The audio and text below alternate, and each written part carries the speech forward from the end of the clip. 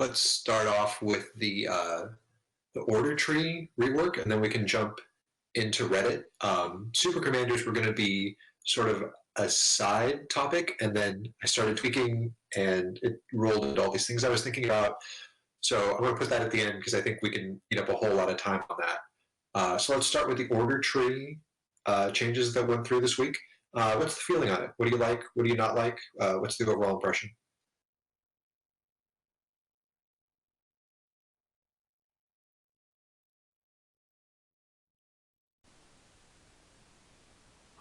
Not everybody at once. Well, for me, I think it's pretty good. I like most of the changes. I like the buffs to the tier twos, making them stand out a little bit more than they did from the tier ones and even the tier twos than they did before. Uh, I don't like not having the extra upload terrain to like get 2 units with control speed, but it kind of balances out with the increase to the fall in. Not being able to ammo drop 2 different units is somewhat limiting also. I like the fact that it's added onto the AO1 though to kind of give them a standpoint. Uh, it feels more like there should be something for the TFC since it's kind of the squad group thing. You know, it should have more of maybe the abilities to buff multiple units as opposed to AO1 being able to buff multiple units. But I don't know how everybody else would feel on that or what the standpoints review is on that. Yeah, so I changed over to Supreme General just for Shack this week, and I'm having trouble finding a good reason to go back to TFC. I'll be honest. I know but it can't carry an entire commander tree. I think we've found really good spots for Supreme General. Like I just dropped lots of stuff, and AO1, especially with the micro, uh, like building that play style into AO1, giving them the little micro buffs. I'm really happy with that, how that came out. Um, so it's left TFC, and it's always been in a weird place. I think when the feature I really want to add for commands, which is sort of a build your own command, that would let you assign a hotkey to a series of commands, and then you could even then issue that entire hotkey on an entire stack, and it would try to apply all those commands to everything in the stack. I think if that becomes like a defining ability for Task Force Commander, maybe that will push them over the line. Uh, but instead of just giving the three commander specializations raw buffs or raw nerfs, really getting into their gameplay mechanics and asking what do people really want to do when they choose a specialization is probably the best way to come at it.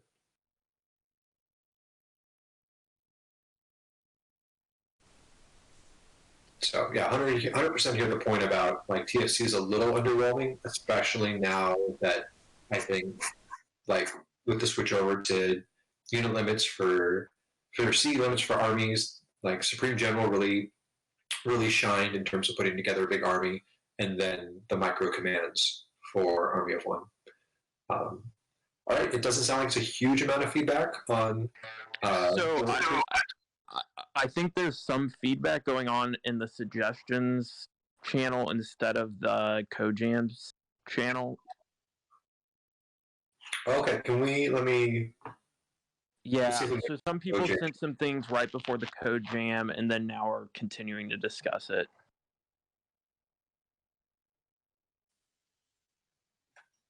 Okay, let me see if I can scan this really quick. But if people are listening, please. I keep the code jam chat going for people who are just listening or don't have a mic or don't want to talk.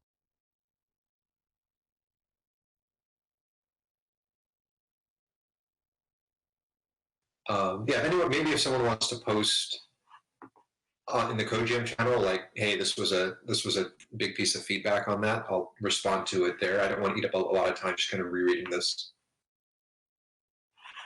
Okay, I'll keep an eye on the CodeJam channel. Any final thoughts on Order Tree Rework?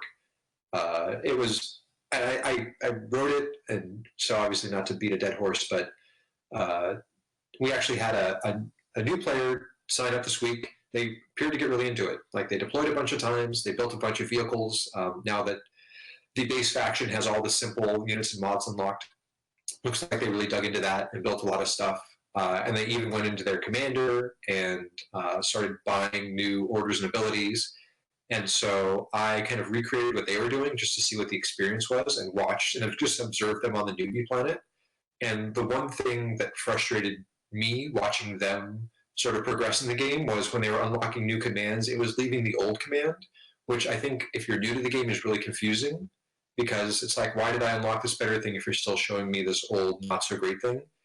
And I know previously that we try to balance that around different command costs and like, oh, well, you can use the less effective one, but it's going to be cheaper. And that I realized it was just a huge headache. It was unnecessarily confusing things. So I just standardized the cost, put the replacements in. I apologize to people who kind of midway through this rework thought that, this was really breaking parts of the game. I think that surfaced some really great conversations and got AO1 into a really good spot where now that specialization hopefully can shine in that and more things can kind of reflect that want to work at a micro level with your units. So that's the full background behind how that sort of kicked off. Like the buff to AO1 as a non AO1 player, I think it's a pretty good change. Cool. And I feel like, if you're running giant armies, you couldn't really micro anyway. Maybe if there was a unit that was really hurt, you were going to throw some big commands at it, but you didn't have the time to get into that micro. And I feel like the new order tree plays to both sides. Like as you upgrade, you get all those benefits, so you don't have to do the micro. But if you want a micro, you can go AO1 and unlock it. So we're kind of repeating the point. Seems like hopefully we smoothed over all the edges here. I know some people were a little upset about that, and hopefully they'll listen to the code jam or see the notes. And I feel like we got things in a good place, but I'd love to hear any feedback to the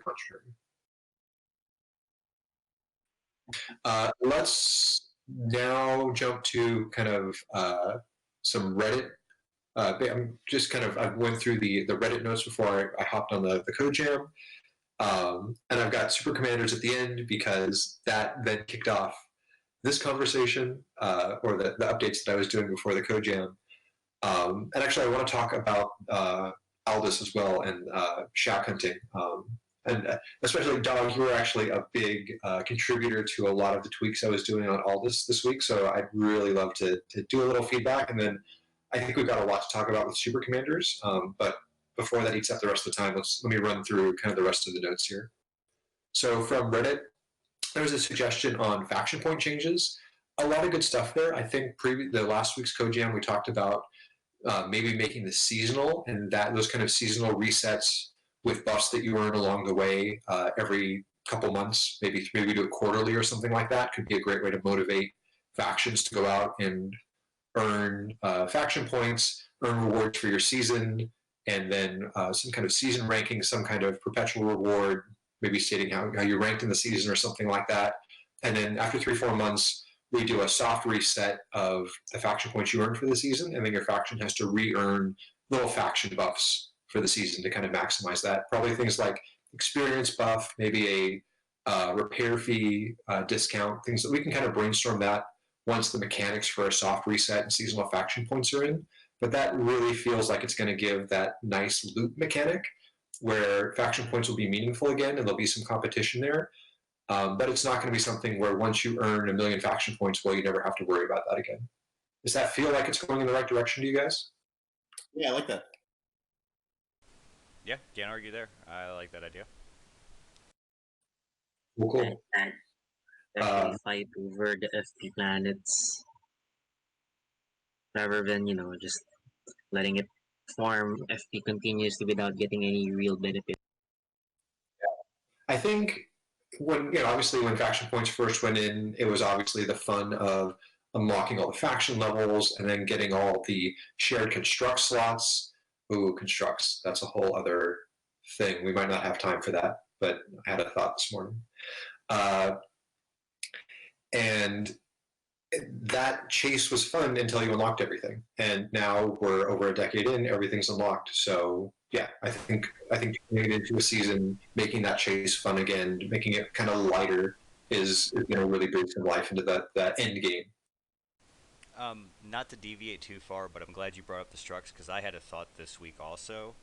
Um, for the node planets, what if instead of structs we awarded struct sets?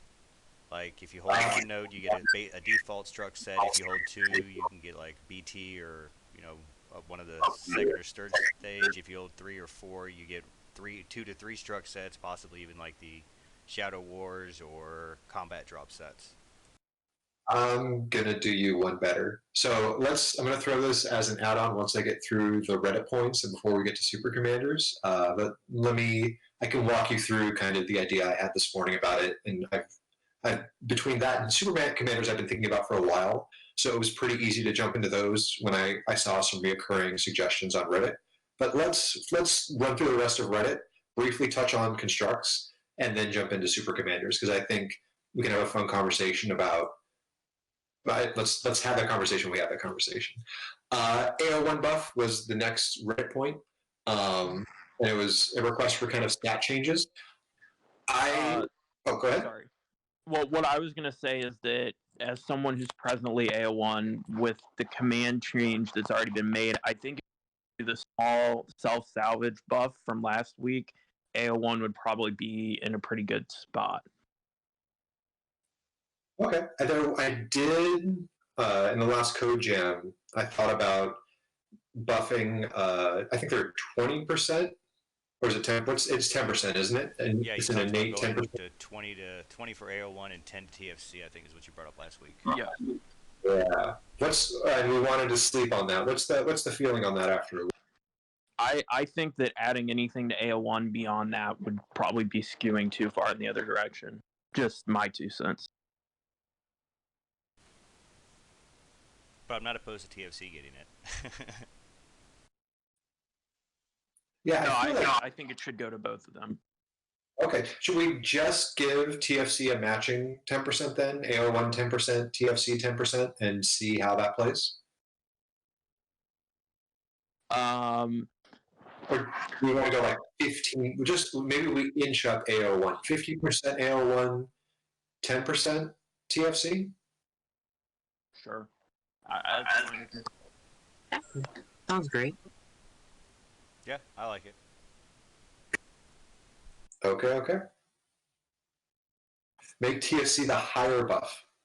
What about making just the commander unit for AO1 having a higher? Can you do that? Having just the commander having a higher one, and then TFC having like a general higher. So the only thing I'll say against that is that not everyone who's AO1 drops super commanders. Some of us find that playstyle pretty boring. But you can still get like a guaranteed auto salvage or like a 99% auto salvage or something as an AO1 commander. I wouldn't be opposed to that. To kind of give them.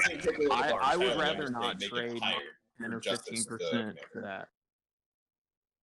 No. I think he meant in addition. So AO1 would get the 10% auto salvage, but their commander would get a secondary bonus for the commander only, basically having like either a guaranteed or a really high or an auto cap at 75 or 85, whatever it is. Yeah. I mean, I agree with Hyde that I think that there's more creative buffs to TFC than just copying what we're doing for AO1. I agree. Yeah, that was my thinking too. That's why I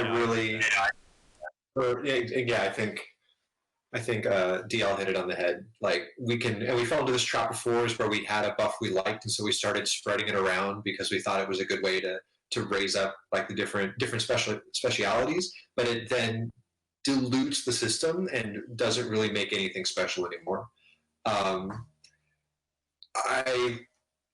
So why don't we leave? I hate TFC being in such a weird state right now because the kind of the build your own command system is really going to be where they shine because now they'll have the ability to sort of mass or issue orders to groups of units and really kind of buff at a squad level, which really reflects the play style that I want to push players towards if that's what they enjoy. What if in the meantime we added, I don't know how far like down the line you're thinking for that. What if in the meantime though we added an improved ammo drop that had no cooldown or an improved upload terrain data that had no cooldown to kind of alleviate the not being able to get multiple units ammoed or controlled speed? Massive upload terrain data is something that I think TFC would be pretty cool with. I don't think it'd be that broken. I want to be really careful with the ammo drop, because the whole intent behind the whole drawback to missile and ballistic weapons is their ammo, and I really want you to have to work to manage that, whether that's adding, the mods that are increase the ammo capacity, or bringing units that are going to add ammo. The commands, the previous commands, when I really looked at them, the ammo drop, supply drop, I realized that it sort of neutralized that weak point in certain scenarios, and I agree that was a pain point. But I really want the weapon systems to be more than distinct than just like one penalty or one drawback. I want them to have a lot more depth to them. Like, well, it should be really hard to get ammo on ballistics, because that's what I want them to be built around, along with kind of some other abilities, like harder to increase their range and things like that. So I have seen quite a few pieces of feedback for upload terrain data. So what about Task Force Commander gets upload terrain data, no cooldown, the old school style, +3? Is that going to be a nice little holdover until we can revisit them with first real buffs? Yeah, I like it. Because they're not being able to like get the control speed on more than one unit is a kind of debilitating factor at the moment. And it's still micro you have to spend in each turn. It's not like you can mass issue upload crane data. You can, but it's still, you have to take time out of your turn to do it. All right, so it's going to be old school, no cooldown, +3 controlled speed upload terrain data for Task Force Commander. I mean, as a balancing factor, I would even be okay with saying that it's a +2 if you're going to go no cooldown, because you're going to get it on a lot of units at the same time, and that would also match the move out bonus you're getting from the improved move out. Yeah, I would say Kunjuro said the same thing. I think maybe knocking it down to a +2 with no cooldown, because you can keep it up there every turn. So yeah, I was the old one. Cool. Let me. I can look at the diff really quick and see. yeah, the old upload terrain you could only cast it once per turn. But you could cast it every turn. Yeah, and then with the fall in, you can rotate it out to where you could get up to about 4 units with controlled speed going. I think if we should revert old UTD back, that'd be fine, rather than giving it something similar, a controlled version of move out. I think that could be a bit too dangerous. I like moving it to a +2. It would be cool if it matched the duration of 5 turns rather than the old UTD of 4 turns. To also be aligned with the improved moved out duration. Yeah, you can make it a new command, like improved upload terrain, and it just has a longer length to it, kind of to match the improved move out, but it only had a +2 bonus. I think that would kind of match it out also. Well, the advantage is upload terrain data is now called terrain mapping, just so that text would wrap. I wanted it to look better. That was just a kind of window dressing change I made. So I can reintroduce upload terrain data just for TFC. But how about +2 controlled speed, no cooldown, and only 1 duration? That way it's a high micro for TFC. Okay, yeah. Well, that would be alright. A high macro. All right. I dislike it, but I think that's pretty balanced. Yeah. I just want to not be able to do it. I want to be able to do that to like 30 units, but that's probably a little too overpowered. Well, I mean, if you can, assign to 30 units in 60 seconds, then more power to you. Well, if I had 5-turn cooldown, like a 5-turn effect, I could just do that 4 turns ahead. That's true. Do we want so I guess that's the question. Do you want duration and cooldown, or do you want no cooldown, 1 duration? I'd rather no cooldown, so you could do multiple units. I think that's works better for how the playstyle of TFC works. Yeah, you'd rather have the squad ability of being able to send 6 units in that turn with a controlled speed buff and a movement buff, but not have it next turn. Whereas, okay, I can cast it on 1 unit, and then I have to go and do it on the next unit, and you got to kind of plan ahead 5 turns before you can do anything. So I think the no cooldown, no duration is good. Just a point on that. I think that also makes the dim a bit not redundant, but the dim was unique because it could issue mass controlled speed, and I just Not I would really. be quite keen to I'd be quite keen to just bring in old UTD because currently we're without it, and then we can maybe look at it in a week. Because I think maybe creating a step 2 of an ability that's already been removed, I think might be a bit too far. I mean, worst case scenario, we can just increase it in a week. The dim matches max speed and controlled speed, so it gives significantly more than +2, +3, or even +10. On a katana, I use a dim to get 20, 26, 30 controlled speed sometimes. So I don't think that's anywhere near taking the dim out of the picture or dampening it. Sorry, no, I'm not saying what I'm trying to say is in terms of a squad perspective that it'd be good if people you use an example of microing squads. There is also a squad handler that will rely on a super commander to do that, and we just need to ensure that the commands don't completely offset it in the day to day. I just feel like old UTD worked. It was once per turn. It was a good amount of controlled speed, and I feel like it could supplement quite well. Let's try that.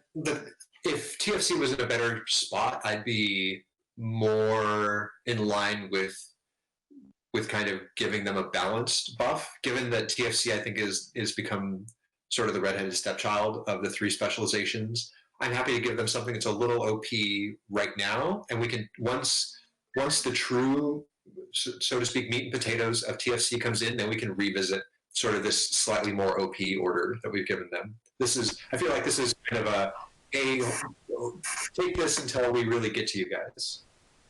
I agree. So I'm just putting the code in now. I'm going to call it terrain data, because the upload wraps. If everyone's okay with that, it's going to be 2 control speed, no cooldown, 4 level points to buy it, and you're going to have to be task force commander in order to unlock it.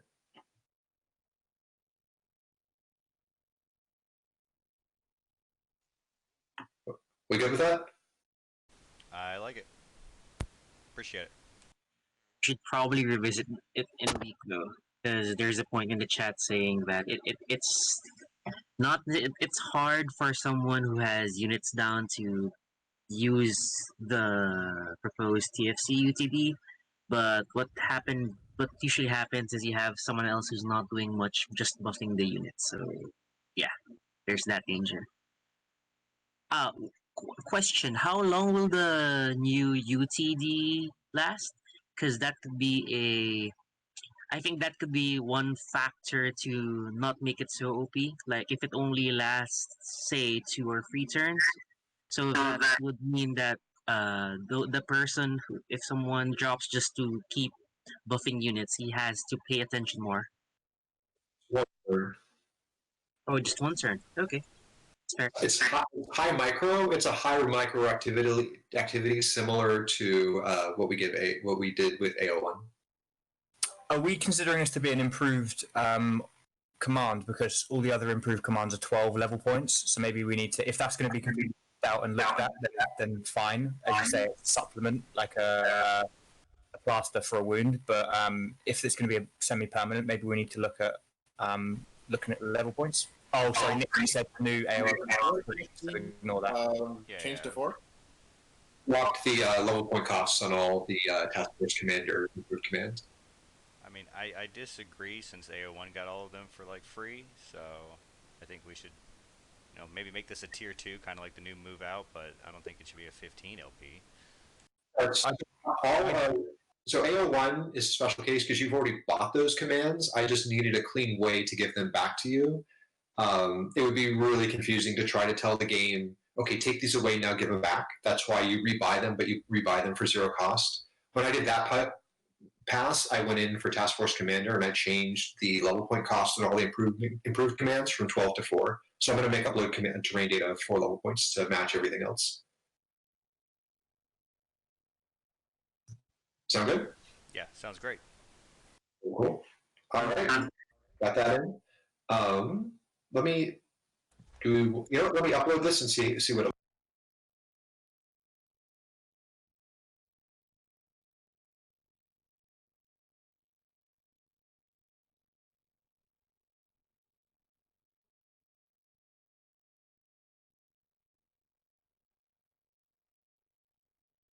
Wait for that dead air. Okay, it just needs its, and there it is. It needs the backing JavaScript, and I can generate that. I'm going to make it require dependent on terrain mapping, but it is in the game. I just need to set its requirement. So you stuck with upload terrain data, not just terrain data? Yeah, I figured for old school throwback. Sounds good. It's like when you're mining and you find a tiny bug. It's like a nod to the old days. Yeah, I like that. Yeah. Okay, so I'm going to just fix the dependency on this. I'll have to upload the backing JavaScript code, and then that should be good to go.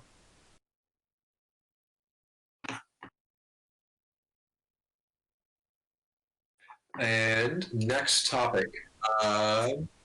So there was a request to buff escape pods, and I saw some good back and forth on that.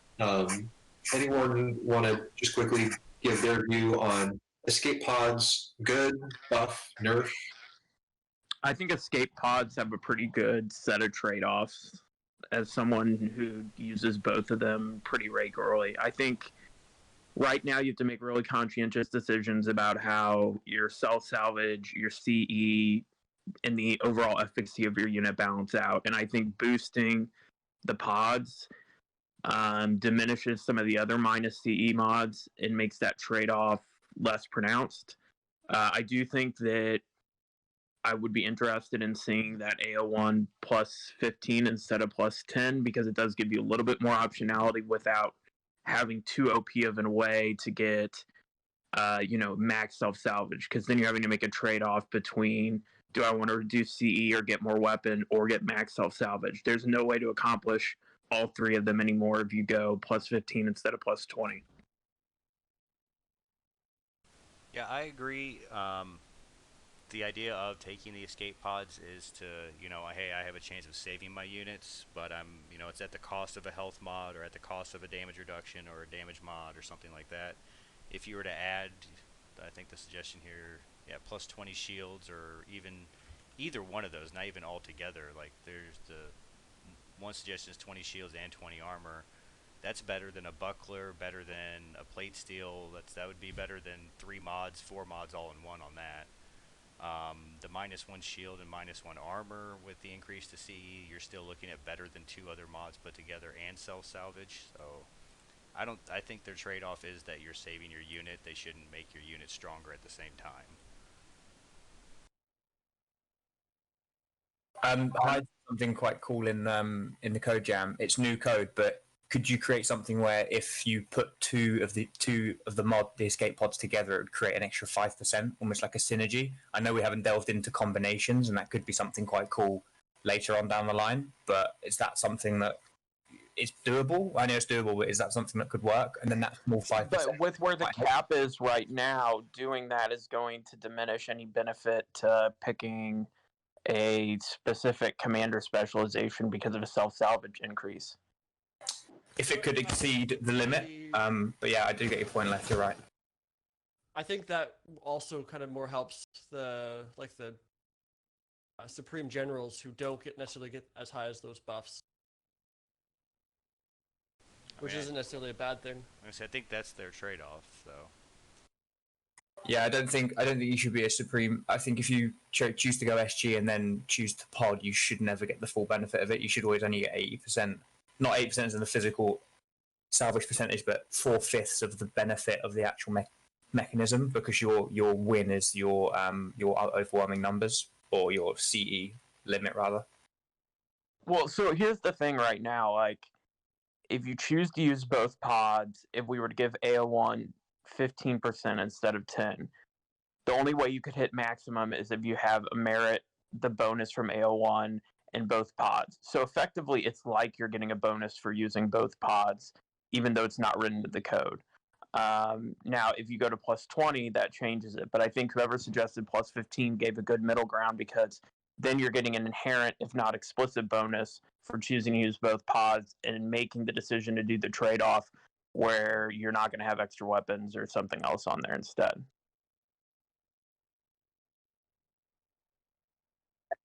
I like the idea of a little more synergy in mods.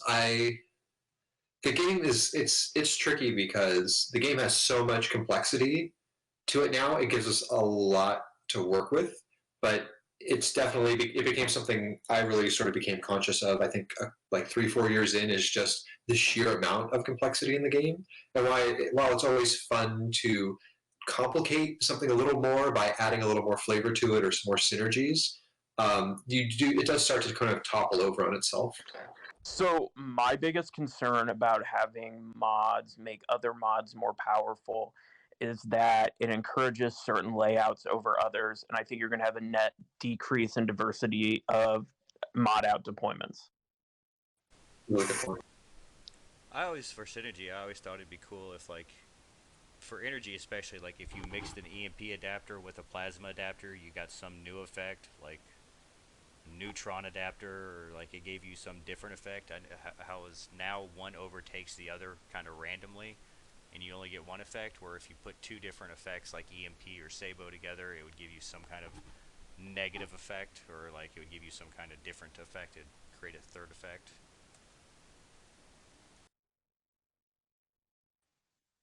Yeah. It's a route we can go down. I think when we find the right place for it, like instead of just bolting it onto an existing mechanic, I don't think it adds a whole lot. But I think if there was some system in the game where that was the entire mechanic, where you're trying to build synergy within mods and it's taking you down a certain path, and so you have to kind of choose things, but you're doing that because you know that it's giving you this larger bonus. Maybe when I do a pass on reworking Shakar mods, that's the mechanic they can have, and that's what would make them compelling. I'm still kind of debating how I want to do that, but yeah, I agree. The mod system is already so complicated; it has so much depth to it. This is probably one extra thing it doesn't need, but I like the idea of the system. It probably just needs a whole other thing that it works within. I mean, this also brings onto another, I wouldn't say issue, but something that might need to be addressed, obviously, mid to long term. We do have two, maybe, modifiers, like kind of damage modifiers that are rarely used. I saw you do a balanced ammunition tweak. So it gives you 3 ammo and only 1 damage decrease, but Gyrojet and Cluster are just there. They're forever there. And then so I know PK uses energy adapters, and he's used the EMP missiles a bit. And so he uses some stuff that's kind of stepping outside of the meta. But if you just go outside of just your bread and butter, dropping blind and preparing for everything, those two mods have been and still are the biggest. So maybe rather than us looking at these synergies, we could maybe just look at buffing Sabot, Plasma, and all these really cool things, so we can bulk them up with SGA, smart warheads, and all these other ones, and create meaningful strategies that are kind of a bit more specialized.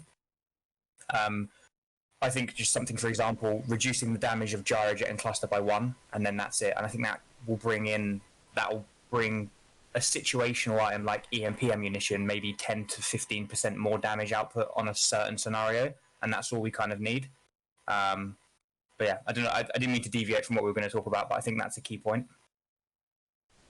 Well, I think in terms of balance, the big trouble with a lot of those is that range, the value of range is incredibly high versus, and you're losing out on the range buff with anything like Sabot or EMP. Yeah, I agree on that also. The reason Gyro and Cluster is so important is because of their range bonus. Without losing 50% armor and losing damage, you actually gain damage. And I don't think taking away damage is the way to go, because there's so much damage reduction in the game these days, especially with the energy barrier now being -7 for 3 turns. Energy reduction is just damage reduction is just a huge factor in this game now. You got the BAs, the whole BA tree. Some of them have innate damage reduction percentage now. DWAs have damage reduction percentage. Shack has damage reduction percentage. I mean, unless you're hitting over a 20 to a 25 on most units these days, you're not even touching them. You're not even scratching the surface anymore.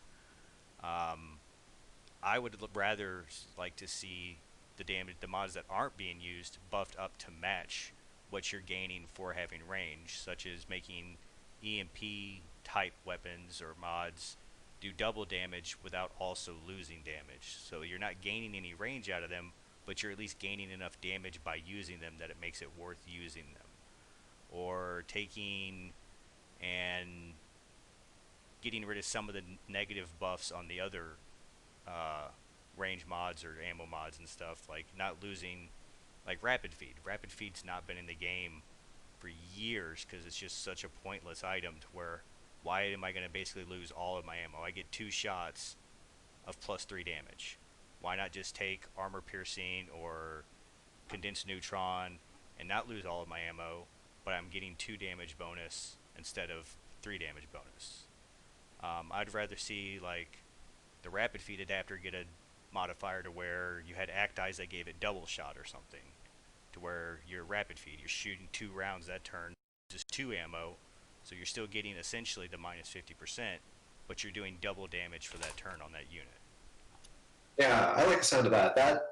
I think if we it kind of helps to buff these things in themes, because that way we're thinking about all of them versus something in isolation. That's why it was nice to kind of have a couple of posts about commander units, because then that opened up additional thinking about all the other kind of underserved commander units. But I agree with you on rapid feed. It does need a little something extra so that it can shine, and I like that idea of turning it into an acti, because that's what it does. Like, you push a button and now that unit is doing double damage, but maybe it's costing you 3 ammo for the shot instead of 2 or something like that. Yeah. So just Leth, just in terms of your feedback in the chat while PK was talking, are we all in agreement then that we'd rather look at increasing EMP, plasma, and all these, and the 5 other mods and adapters and the ammos, rather than, for example, maybe upping the misdirect by 5%, or rather than you raise a valid point in terms of offsetting the damage. Maybe the key kind of thing that's a drawback, we maybe might need to push the dial up.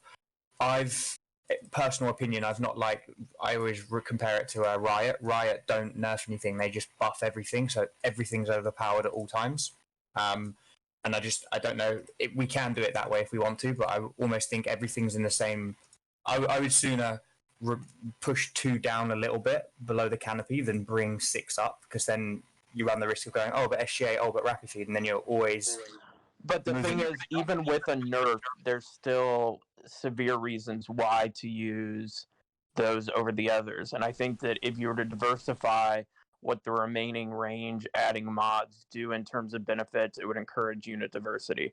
I don't think it's a case of buffing up in this instance, especially given how much defense has been boosted in the last couple weeks.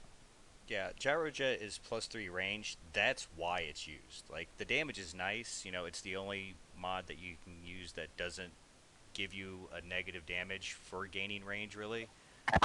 So it's not the fact that you are getting the 3, 2, or 1 damage. If you remove the damage bonus off it altogether, people are still going to use Gyrojet to hit that 10 range mark, because getting 10 range is the important factor, not the 3 damage. Yeah, so sorry, I agree. Nerf the damage at all. We need to improve the things that aren't getting us the range to be more powerful. If you're not getting 3 range, if 3 range is so much more important than damage, then why are we not taking damage mods? Why don't we want them? Is 50% more damage at 5 range and not more important than 10 range? Okay, so if it's not more important than 10 range, what can we do to make doing more damage at 5 range more important? Sorry, let me clarify. I agreed with you both in terms of the damage not being looked at. The thing is, at the moment, is the Frizz in the last couple of days changed balanced ammo from +3 range, -3 damage to +3 and -1. That has been moved in that direction. You still have the Gyrojet offset is you get +3, and then a small misdirect. Even what we need to look at is, obviously, we've got them and they're light years apart from the closest range giving mod. So rather than if we're going to look at it from a comparison like that, we need to now really move balanced ammo in the right way in order to make it a worthy, acceptable option outside of it. I agree with you guys. Let's not touch the damage. You made a valid point first time round in terms of not looking at that. But I do think that even if we I tell you what, I'd be interested to know what suggestions you guys have in place in terms of, or we can spend the next week hashing them out, because I can't really visualize if, for example, EMP ammo turned to 200% or Sabot turned to 175, I mean, if we're always going to pick range, then that further proves the fact that Gyrojet needs to be maybe moved down to +2 range. It gets really good damage, and then What if we? we win. Sorry. There's a lot of great stuff here, and we still need to talk super commanders. I think what we need to do here is for the comments for next week, we open up like we ended up with this week. There were a lot of really good posts about super commanders. Let's take this discussion and put it in the comments for next week, and make next week's focus really be a solid mod pass. And we can talk about exactly this, like what mods are good at range, what weapons need, why we take different things, and then dive deep on each and really define them out. Because this is, I mean, mods are the key, are the butter to the bread and butter in Dropshock. And I really want to, we could probably spend multiple code jams on this. So is everyone good? We can just take everything we've got, let's put it in the comments thread for next week, and next week let's go deep on mods. Yeah, agreed. Agreed. Frizz, just to clarify, would you like us to look at all mods or specific, like start with a certain area? Because obviously we could run the risk of putting 60 different suggestions back and forth per person, which could get quite overwhelming. What sort of format would you like? Let's start with what we've got here. Like, what are the mods that are just so good that they make all the other mods irrelevant? And I think, like you pointed out, Gyrojet and range. It's just doing too much for you, so it's a must-have. And anything that's a must-have in a game is boring because it removes choice. I think we should just have more must-haves. We need better situational items, but we'll get to that. We'll get to that throughout this week. Let's go ahead and get on down the list. Cool. So I think that there was a request for a superior grade ammunition buff. Same thing. I think let's take all that. Let's put it into next week and really do a deep dive. Next one was PvP experience. With all the logging that I added, I also this week added experience logging just to kind of see how much people were getting. I already, after a couple days of it, actually like a day, I looked at it, and PvP experience was so out of whack compared to PvE experience that I threw in a 5x modifier, just stealth buffed it earlier in the week to kind of see what the numbers were. I pulled the numbers again today, and it's still super low. Somebody ground out on Rin and pulled like 800,000 experience, and the next comparable PvP experience, the highest was like 130,000. Obviously, the person grinding on a PvE planet is going to spend more time doing it, but that to me indicates that the reward just isn't high enough when you're PvPing. And it's not, it's fun for the battle, but in terms of how you're leveling up your crews, you're not going to have a big PvP fight and come back and be like, wow, my crews are so much better. So I picked the 5x bonus to 10x bonus just before the code jam. So we'll see how that plays out. What I think experience is a factor, even early on in the game. If you've played the game at all, experience in and of itself is less of a factor than merits, mods, crews, and stuff like that. I could be a level 1 commander, but as long as I have the right crews and mods, I'm going to be okay in most fights. What if instead we had some sort of passive buff system to the PvP system? I brought in like the Headhunter tree about a month ago now, to where we had some sort of PvP ranking system to where you gain points for killing things in PvP. And as far as crews go, what if we added an innate buff to where you almost had a guaranteed chance of, if a crew wasn't 3 merit, it would get a merit by getting a PvP kill? There's already a merit catch-up system built in the crews. I can definitely take a look at that and maybe bump it up a bit. But that does happen behind the scenes with crews. They just have a greater and greater chance of earning a merit every time they miss on it.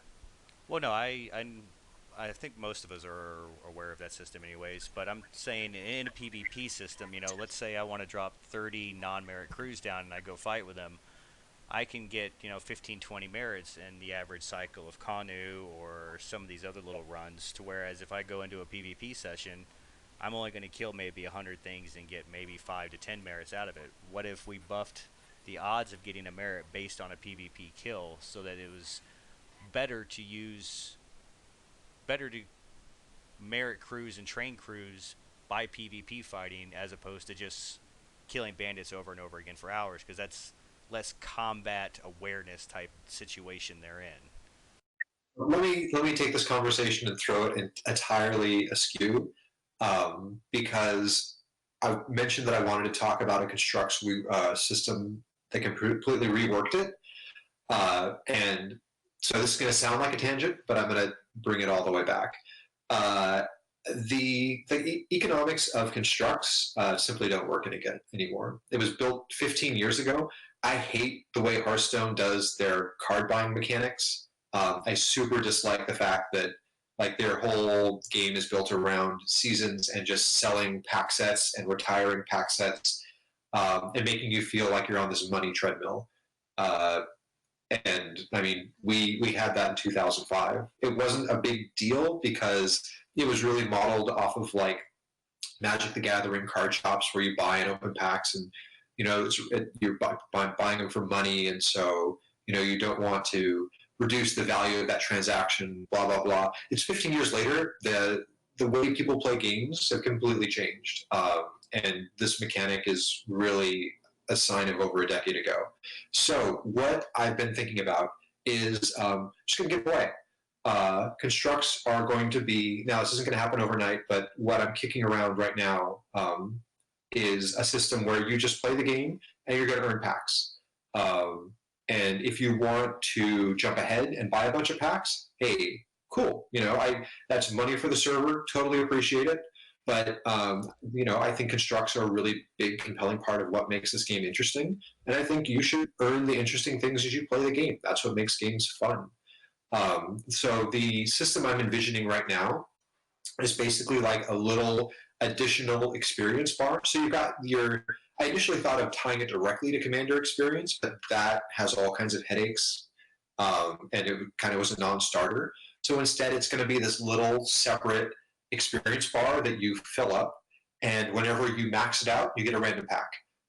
If you're low level, it's going to give you the base packs first, and it's going to run you through the sets for your first like 60 levels or so. So you'll end up earning like 10 or 20 packs of each set by the time you make it through kind of the starter set. And then once you're high level, it's going to throw a die and say, hey, you got a free combat drop pack because you filled your experience. And the cool thing with that is we can tweak those numbers so that people who grind PvE, you'll earn those packs at some rate. It's not going to be amazing, but you're going to get some extra reward on top of leveling up your crews. Maybe you'll spend an hour leveling crews and you'll come back with a pack or two, and it'll be fun to go and open that pack and see what constructs you opened up. But I really think this is where PvP can shine. And this system can really be geared towards rewarding mass PvP. You get in a huge fight, and if you win, you wipe out a big army, you're coming home to a lot of packs that you get to open on top of that.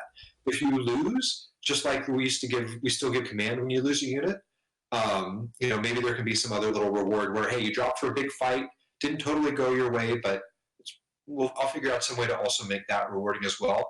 I do have concerns, obviously, because of this system and it's tied to something that's been so core to the game. It's going to be there. People are going to try to exploit it. People are going to try to multi-count it, account it, everything else.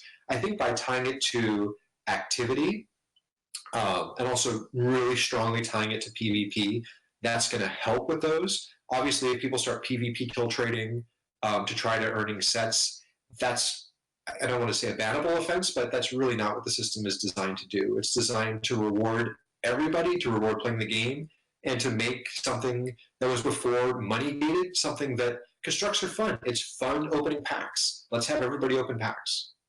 Sorry, just a quick one. Sorry to jump in. One way to initially fix that is to tie the constructs to the account, and they're not tradable. So then that also creates, if your luck's good, that creates a big drive for people to build stuff. So if I specifically open a BA2 and I'm the only person to have it, I've got the order for the BA2 until someone else has it. And I think that could help a lot of everyone to build. And then there's a big economy push for people that can specifically build until they max out the full set. So if you get I think that could fix everything. let me speak to that, because that's how Hearthstone does it. Hearthstone lets you earn packs, although it's really meager.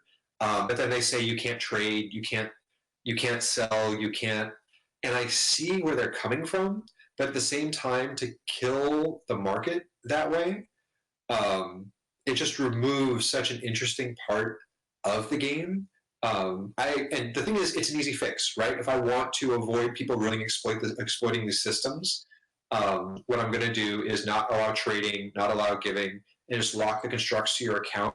But I think you're taking away such a cool market mechanic from the game.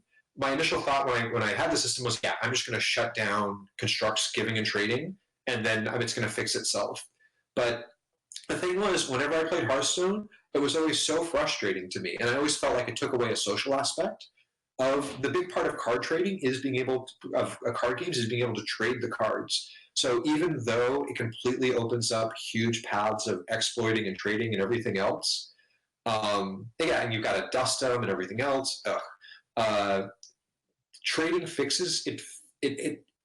I can't do it. My first thought when I had the thought of, hey, I want to give away constructs. My immediate thought after that was, okay, I can't allow people to trade constructs. And then about an hour after that, I was like, nope, I've got to allow people to trade constructs.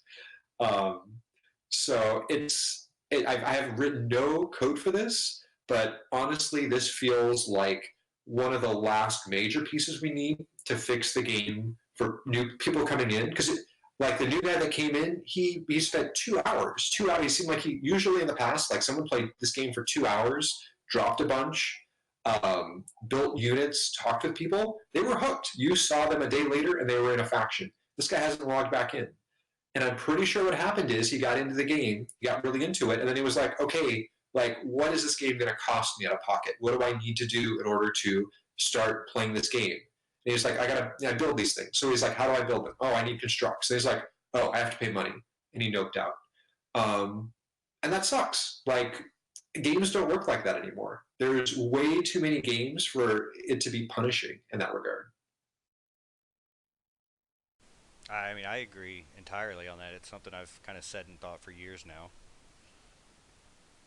When you look at the overall cost now to maximize, you're looking at 5 to 10K plus, depending on your luck and how well you can trade off things.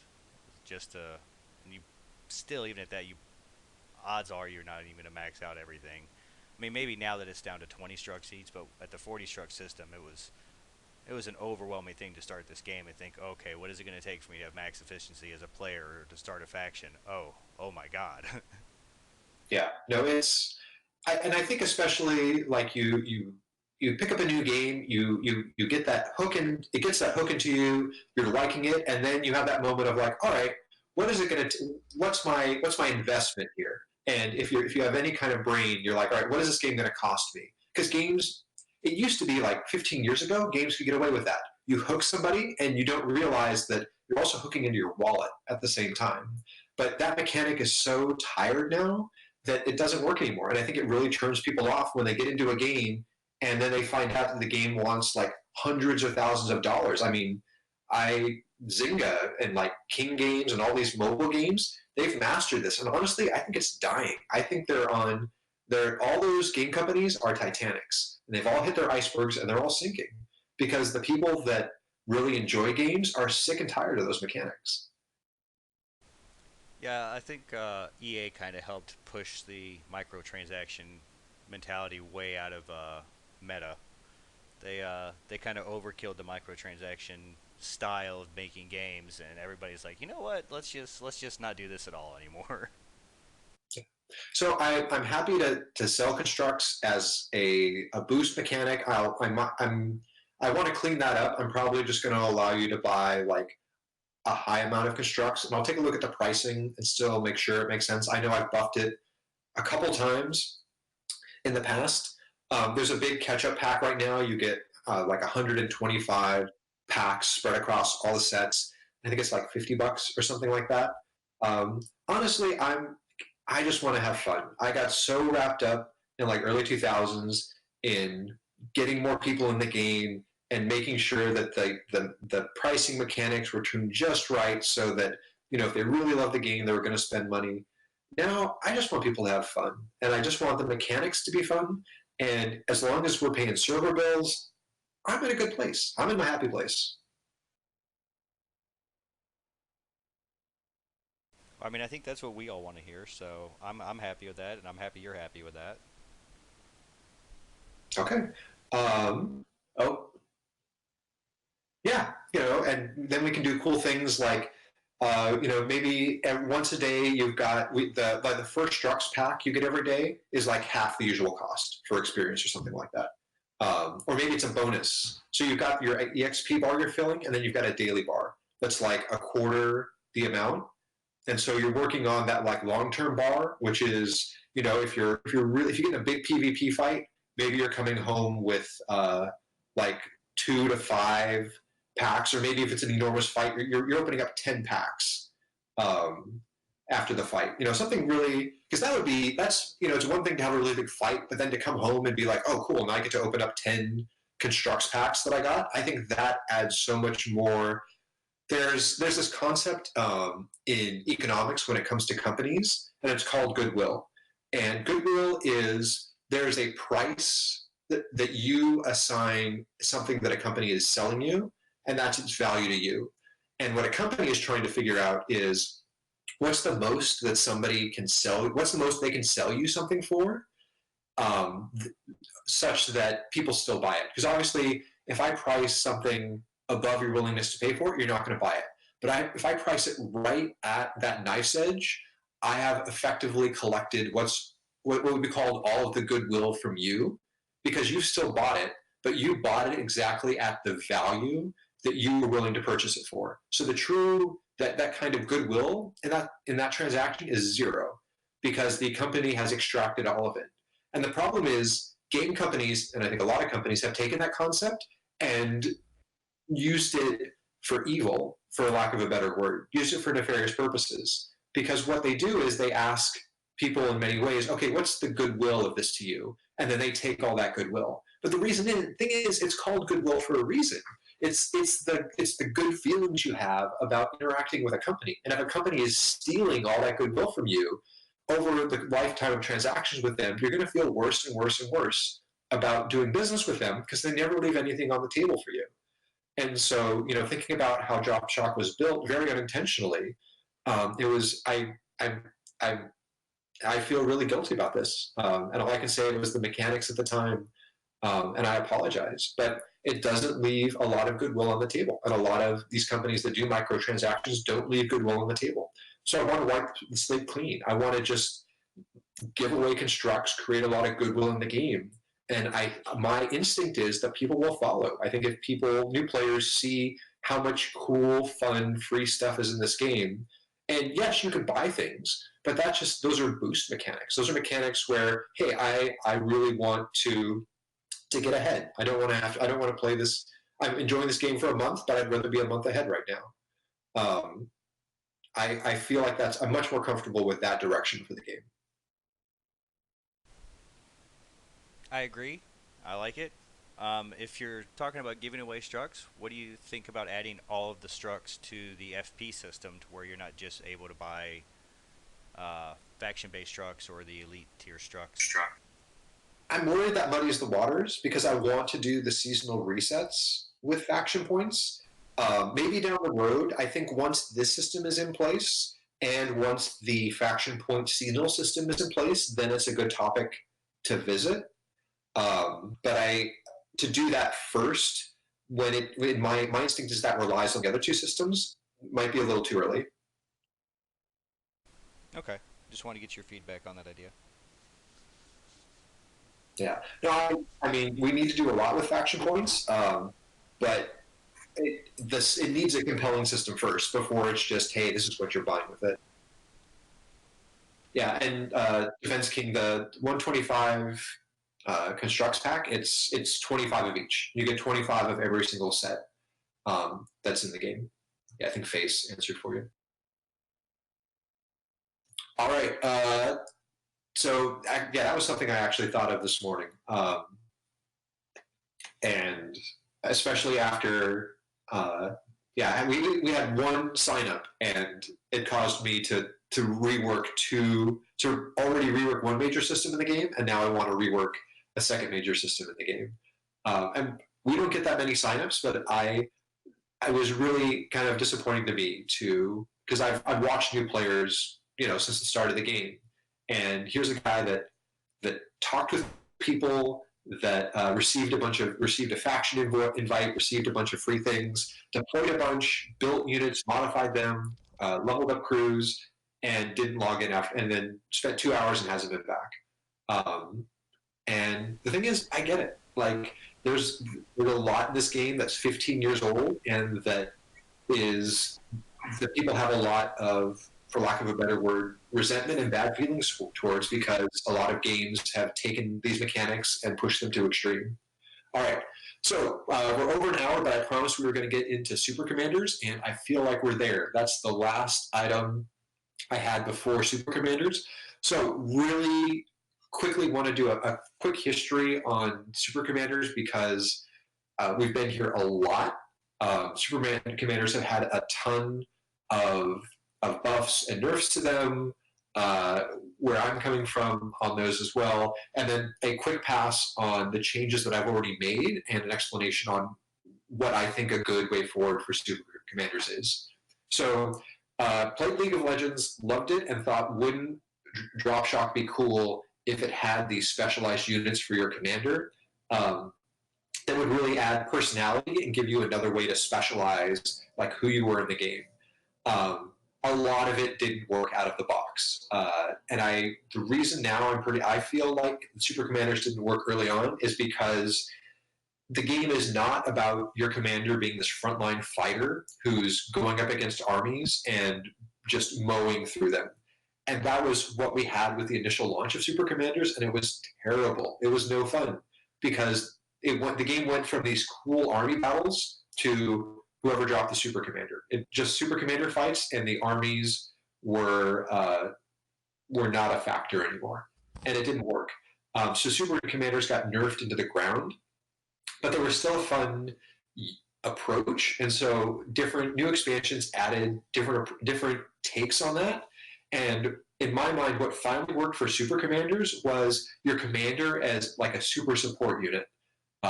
I think the Pale Star is one example of that, but the Deep Sensor is an even better example of that. Like, the ability to see extra sectors out with a Super Commander unit is crazy powerful. And so I actually have been thinking for probably over a week about Super Commander units, because I always thought they were really cool, and I never thought they were done quite the right way. And then after seeing some suggestions on Reddit and seeing the direction, it finally clicked for me. I think the way that we can make Super Commanders work is not as a frontline unit, but as a little extra, just like a commander specialization in the ability tree. They're another specialization you pick. And your mech that you bring, your Super Commander mech, provides that one little extra boost in a certain area that you're building your army around. And once I hit on that, a lot of things started to flow from it. Spellbreaker has always been one of the coolest units in the game. I felt like his art is amazing. It's on a lot of the icons and ads for the game, and it's probably one of the least used Super Commander units because it's just so underwhelming. Like the whole teleport mechanic and all those mechanics were built around a unit being cool. And now I realize that's not what the unit needs to do. The unit needs to support units in a cool way with a compelling mechanic. So my first pass was, okay, well, Spellbreakers already have all this thing around energy, so let's give all the energy units that are in the same sector as your Spellbreaker +1 charge. And then that idea of opening portals and moving units around, that's cool too. So now suddenly your commander isn't a frontline fighter, but you want to keep him with your forces because he's giving that energy buff to all of your units. And the other part was I got really conflicted about what Super Commander units should do if they were activated versus unactivated, and that really muddied the waters. What I really want to do is make the unactivated versions more kind of fluff. Like, you can bring them, but there's probably other better units you can bring. There might be a couple cases like an unactivated deep sensor. Where I want them really to shine is you put your commander in an activated commander unit. It's not a frontline fighter, but it's giving you that little extra boost in your army that your army is already built for. So you brought a bunch of asps. Okay, now you're bringing a spellbreaker because that +1 charge is now meaning that your army is that much more powerful. But you're also throwing up a huge red flag in PvP because what you're saying is, I put my commander in this unit, come and kill him. So, pardon the speech, but that's kind of my entire thinking around super commanders and the buffs I've already done. So, Battle Axe X plus 20 armor repair for all friendly units in sector. Spellbreaker +1 charge energy weapons for all units in sector. And then the static jammer. This is going to be a little tricky, but what I want to do with it is all your units in sector are untargetable by enemy commands. And we'll see how that plays. That might be a little OP, but I feel like static jammer never got his time in the sun, and we'll see how this goes. So that's everything I have. What's everybody's feeling about that? To jump in on this, why don't you try... So you said that obviously you weren't able to do super commanders as this whole one unit versus an entire army. Why don't you try splitting them up between defensive utility and offensive utility? So have some super commanders that are able to like debuff an entire army, have some super commanders that actually empower your entire army. And so for I think you hit exactly on the direction I'm going in. Yeah, so the idea won't be like your commander is up front fighting, but he's providing an ability, either offensive or defensive, that you've built your army around, so it enhances that ability that your super commander is giving. Yeah, so I think like sort of one of the most underused abilities, but probably one of the most interesting ones, is on the scrapyard activated mecha that's able to do like 50 damage to everything within like the sector, right? Like more things like that are able to debuff entire enemy armies, or like reduce vision, make them easier to hit, cripple them so they're more likely to have like increased critical chances for a turn, something like that. Like being able to actually debuff an entire army, I think that's really cool, and that would be a good direction to actually take it.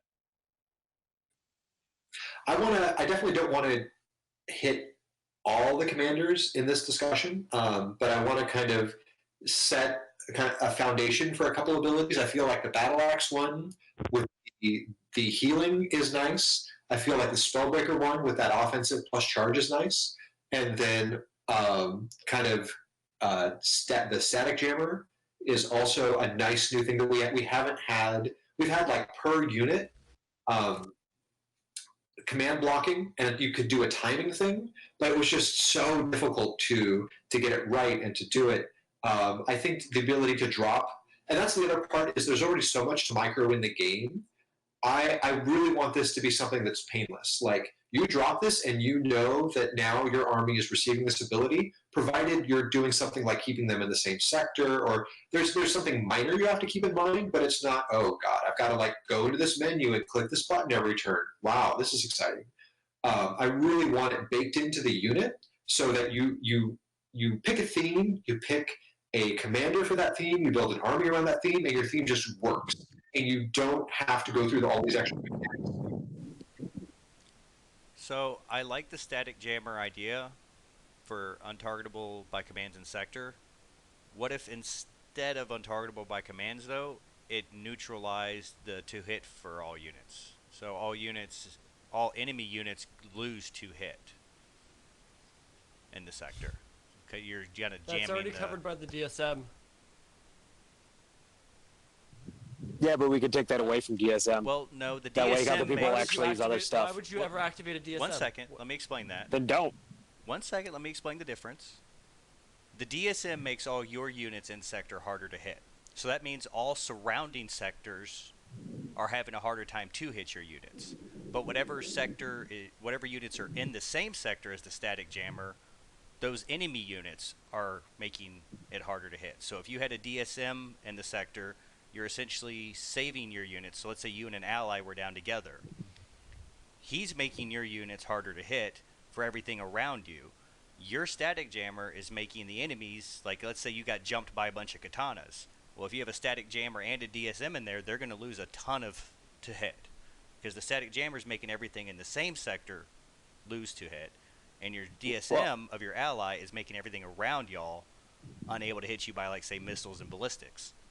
And DSMs can see stealth, right? So there's another big reason why to actually keep those things around than not having them activated. I mean, there are other things, but DSM has been a commander unit of like, well, what am I going to activate? Yeah, I'm going to activate that because it's got the most pros than cons.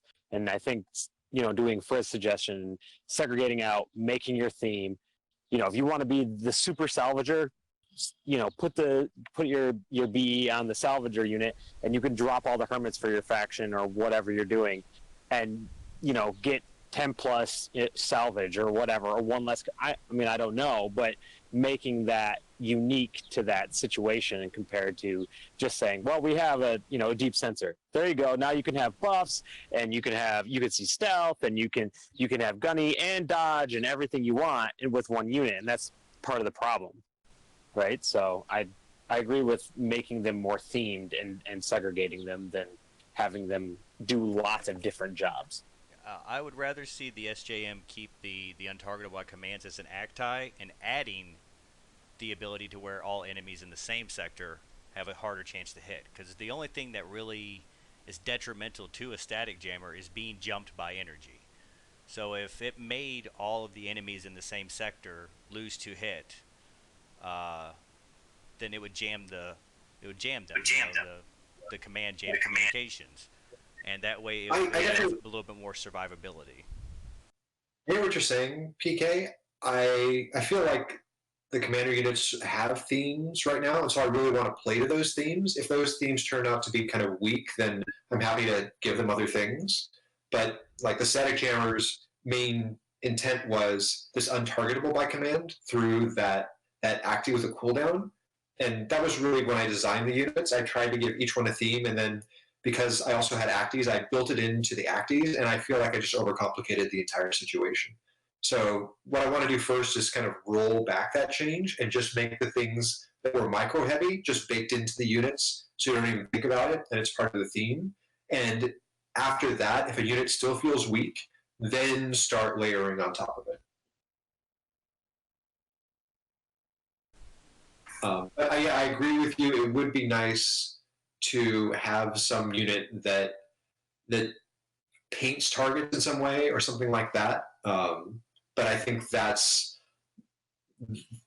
a buff that nothing really fits in that area right now. So I'm hesitant to throw it at something because we haven't really even had a taste of what a small version of that looks like. Like, if there was a command or something where you could cast it on an enemy unit and you could remove all of their dodge and all of their hit modifiers, we don't even know what that looks like. Like what you're suggesting might be so OP, we put it in the game and we immediately have to take it out because the 2-hit code is so built around the balance of dodging and moving and to hit commands and holding steady bonuses and things like that, and to suddenly wipe out one side of that equation. I don't know what the 2-hit code is going to do in that situation. One way to find out. It's everybody off.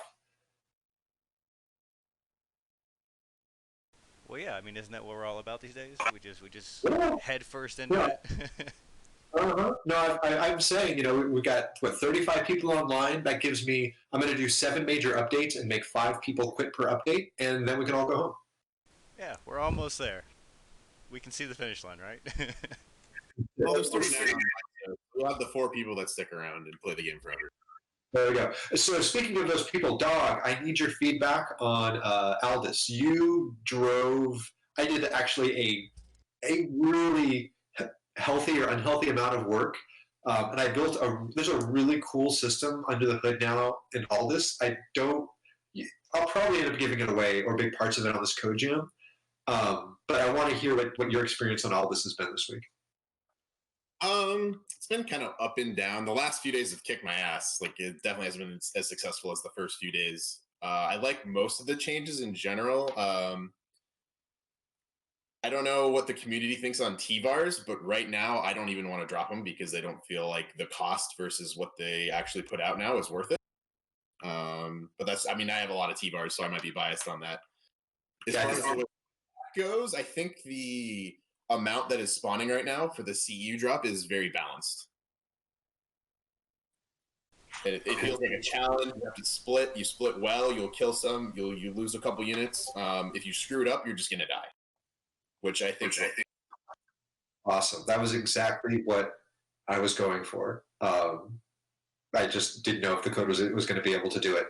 I will spoil a little bit and say that the planet is now looking at how successful you are, and when you are increasingly successful, the planet will start responding and ramping up the challenge for you. I don't know if you've noticed that.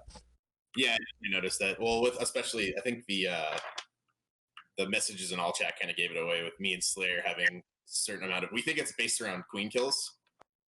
You would be in the right ballpark. So that's, yeah, and maybe we'll see Shade. I know Shade's been grinding that out pretty hard. He'll probably get a special message soon. I think he actually just got it about an hour ago. There it is. Yep. So, do you guys like that kind of? It looks like you noticed that. Did it make sense that, like, oh, the game is now doing something different? It has a little bit of a story. Yeah, no, I like it. I think the lower spawn amount on the lower CE is maybe a little too low. The only thing that I would adjust based on the CE for the smaller spawns is how rapidly the queen respawns things. Because when me and Kaylee and me and Drag and some of the other people were doing it, we weren't having a super difficult time with killing spawns of 6 to 8 with a small CE amount.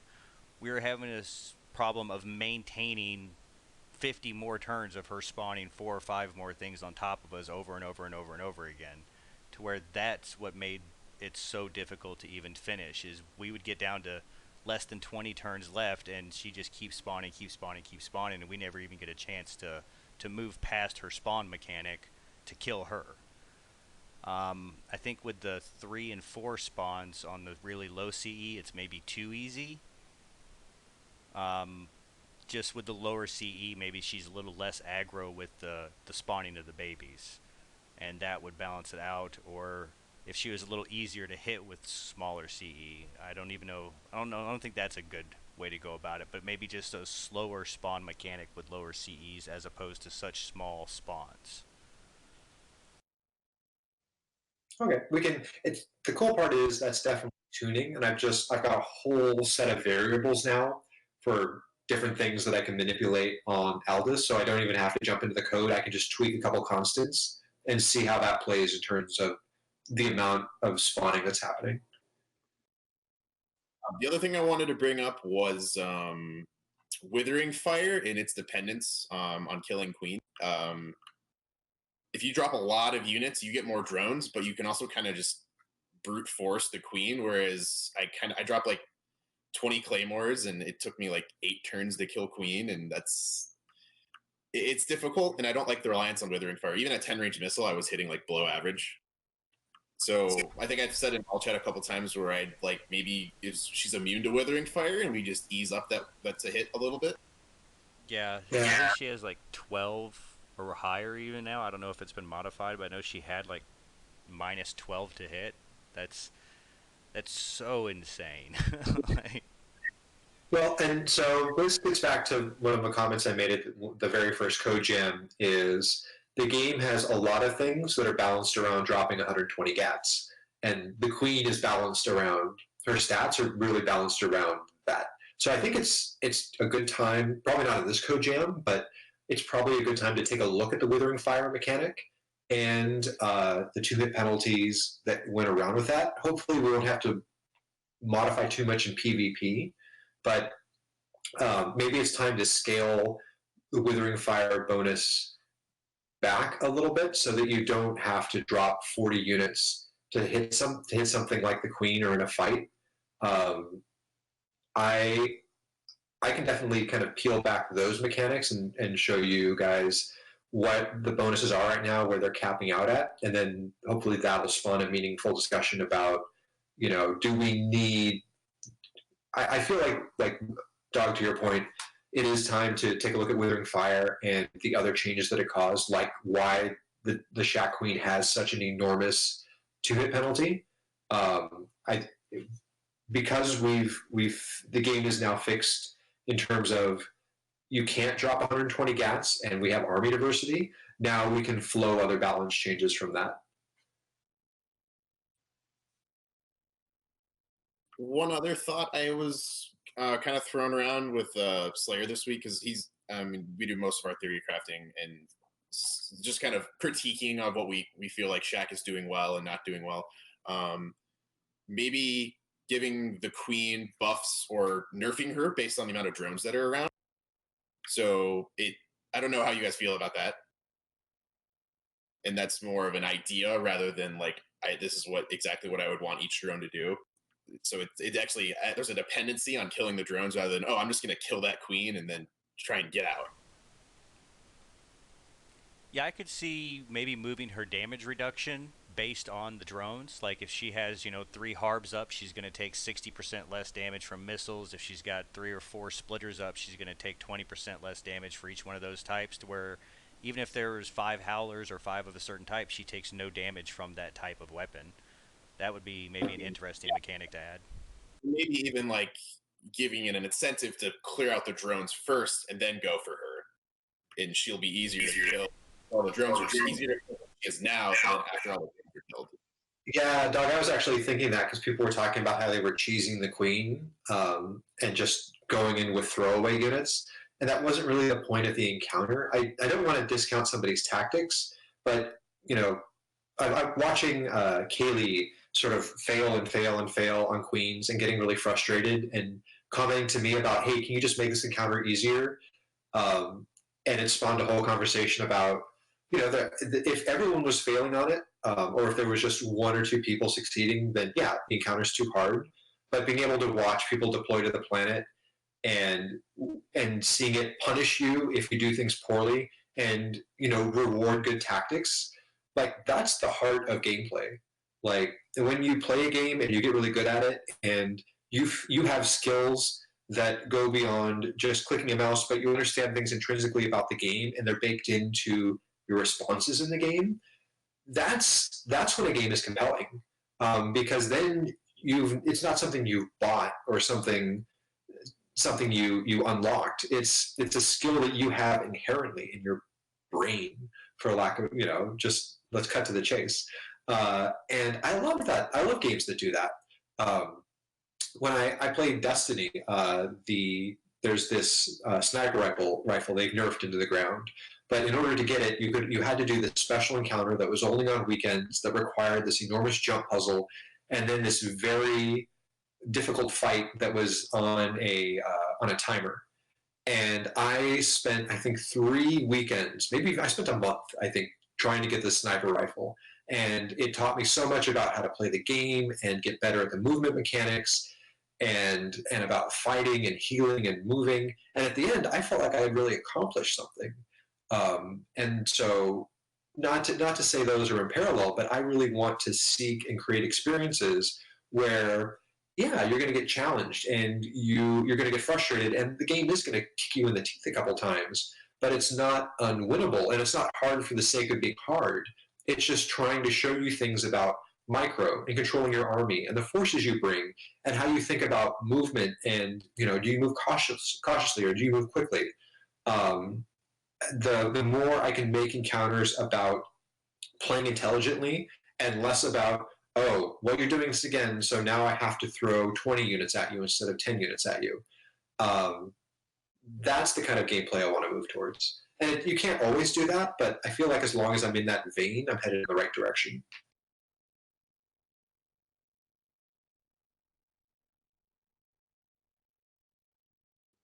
It's kind of a sort of game sense in getting that reward, and also at the other end of that, punishment for screwing up. Yep.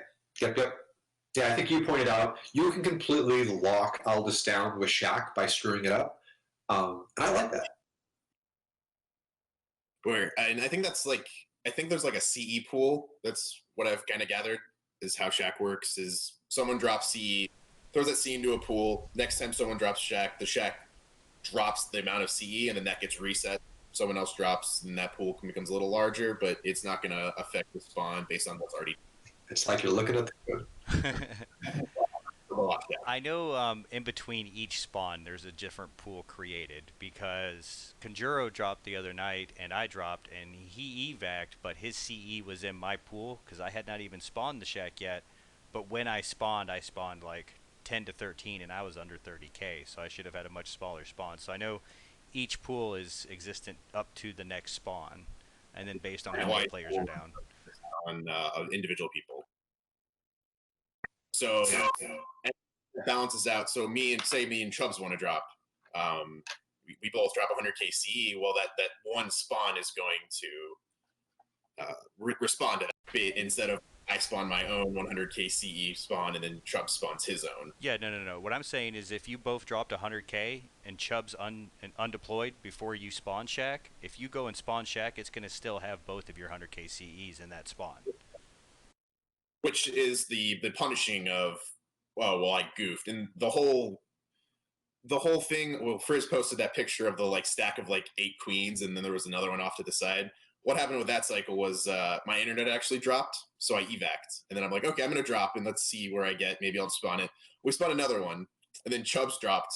Like, I was like, hey, let's try and take these 2 on. And then Chubbs dropped again, and we spawned another one. And then it's like, okay, we're going to try and take this on. And it's like, well, this cycle's a wash. We're just going to deploy and leave. Yeah, that was fantastic. All right, I got a screenshot of the end of deployment, and there was just Shack covering the planet. It was fantastic. See, I like that though, because like even in like World of Warcraft and other raid system based games, to where if your healer or your tank dies and they have to run all the way back through the dungeon to catch up to where you're at, there's a good chance they're going to either trail a bunch of crap with them and just kind of screw over the whole party, or the party's going to continue to slowly die as you're trying to all regroup and get back together to be able to do the encounter. Yeah, it's feeling more and more like a raid now. Excellent. Yeah, and at the same time, I didn't want it to be set piece. I really wanted it to be a challenge that adapts to you. And on top of that, the next layer is as you learn and get better at the challenge then behind the scenes ramps the difficulty on you. Not like 1 to 10, but it's behind the scenes just ratcheting things up to see how much you can take.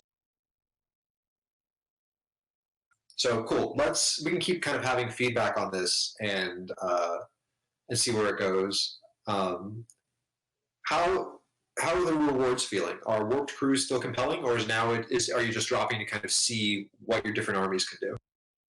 Warp crews, I've only actually used them in PvP once, and that's when I capped Slayer, which is also something I'd like to bring up as far as drop shock, but that's a whole other thing. I'm kind of just waiting on what you have planned for piloting. Warp crews right now are just kind of shiny. That's really all they are to me. Shack mods they really don't have any value at this point, at least for anybody who's killed a couple queens. Yeah, I agree. Shack mods are pretty underwhelming. I think the rewards are fine currently until we rework the Shack mod system. I don't know what everybody's thoughts are on that. I think that's kind of a separate conversation. But warp crews, I don't actually even own one yet. I got to go down and start enjoying the encounter now that it's kind of been modified a little bit to not have to bring 70 to 100k. But I think the plus gunnery level is a nice reward. Makes a pretty big difference for energy, especially being able to hit a little bit further. Warped crew can hit at 6 range, maybe even 7 range with an improved aim shot, whereas that just wasn't even really a thought process before being an option. So I like that it kind of helps the energy units a little bit. A lot of warped crews goes a long way in that aspect. It's something more I'll have to play with and just kind of enjoy.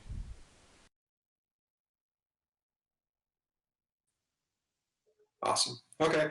Yeah, it definitely opens up a lot of story potential as well. So, like I think Dog pointed out, there's kind of a shiny aspect to them right now. But I definitely I think there's something really interesting there. We've talked about there's always been this idea of people being able to build shack units or construct them. I love there's something in there I really like, but there's a whole mechanic that needs to get built out and everything else. But I think this is a nice start that we can build off of. I agree. Most games, when you're going to come out with like the next tier of gear or the next thing, there's a build-up process to, hey, you need to probably start gathering X resource in a fairly large quantity because there's going to be an update that's dependent on this, and you're going to want the tier 70 gear or the tier 80 gear, and to get this, you're going to need to have these precursors set up. If we got something planned for shack mods, I say just leave it as is. Make the shack mods rewarding to gather in the long run, and I think we could just leave it as is.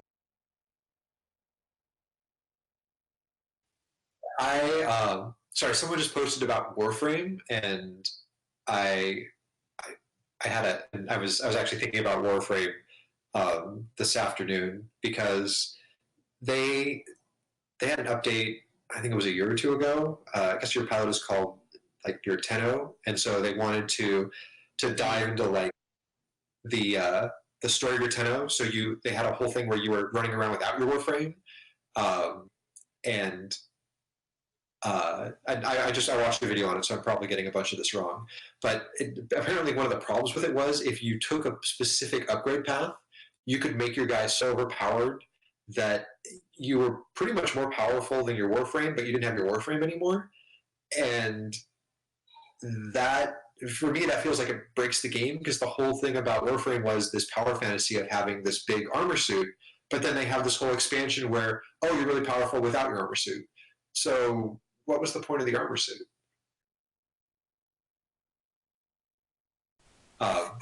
And the reason I was thinking about that was I felt like we went down the exact same path with commander units because the whole thing about Tiny Wars Drop Shock was, oh, it's cool army fights. And then I introduced this mechanic that was, oh, well, just deploy this one unit and stomp all over armies. And so it was like, well, okay, what was the point of army fights then? Sorry, that was super tangent, but that was exactly what I was thinking about before this code jam. I still like the kind of collecting players' heads thing, or like battle tags, or like some sort of PvP, like a bounty hunter in game that you turn things into for like, hey, I killed the X number of this person's units or crews. Here's all the parts, all the heads, the battle tags, the whatever that I've gathered. Give me something for this this bounty, this loot. Yeah, we kind of had that bounty system with command, but I definitely understand something a little deeper. And I feel like maybe the Construx, when I start giving out Construx packs for free, that would be kind of a fun way because that's a very tangible. Like there's getting the pack A, there's opening the pack B, and there's C. If you get a really cool card, then hey, like this card is always because I killed PK a week ago. And you're gonna like suddenly that Construx is directly tied in your mind to that cool thing you did in the game. I like it. We'll have to kind of see how that plays out. Before you wrap up the session, we kind of put the bomb on ice last week. Did you read the bomb thread on Reddit and kind of have any more idea of whether or not we can kind of proceed in that direction of maybe giving it some sort of specialized activation that's not really an acti, but makes it more unique or empowered or buffed? I think this pass we're doing right here, while I was writing this out, my mind immediately went to the bomb.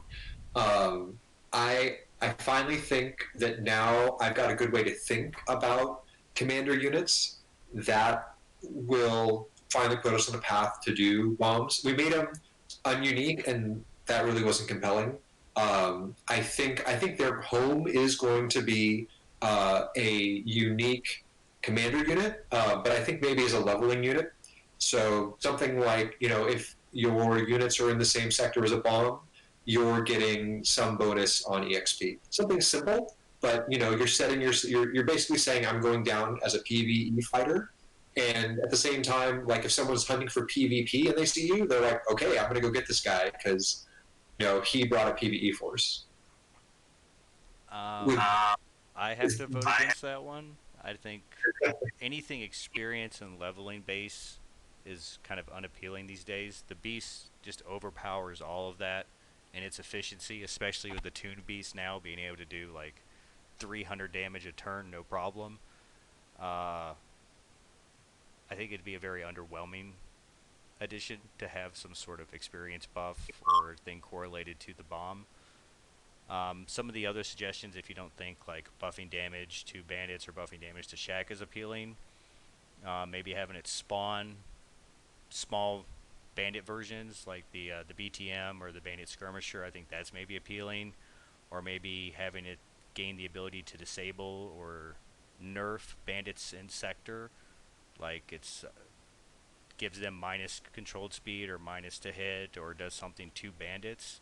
I think that would be more appealing than an experience buff, because as far as experience gains go in the game, as I'm sure your new trackers have shown, it's incredibly easy to get experience. Leveling's not an issue for anybody who wants to spend an hour deployed to Ren, or even an hour deployed to Kanu these days. It gets you a lot. I don't think making the bomb a leveling mecha is that appealing. Okay, that's good feedback. So, we've had several suggestions over Reddit over the past few months. We were thinking of turning Bomb into as Dog says, into a PvE super commander. So it would be a commander you can use whether if you wanted to, for example, hit a bandit node base if they were harder, or to go shacking with as a alternative to what we have now. So it could nerf enemy bandits or shack that you're fighting. I just worry about that because I think it really breaks the diversity of shacking, because like Spellbreaker is my, let's rehash the changes. Spellbreaker like +1 recharge or plus armor, but if you just got a unit that decimates PvE, then why bring anything else? And so the shack planet goes from this really, right now there's different army builds and people are they're dropping just a whole different variety of units, and it goes from that to I bring my bomb and I just wreck face.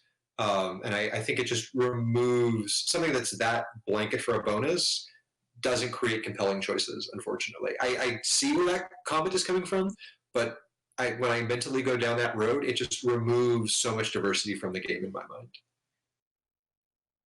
As far as super commanders on shacking, I know it's a slight tangent, but I did notice that the shack were diving commanders, and it kind of takes them out of the fight for a while, which is actually a good but very terrifying change.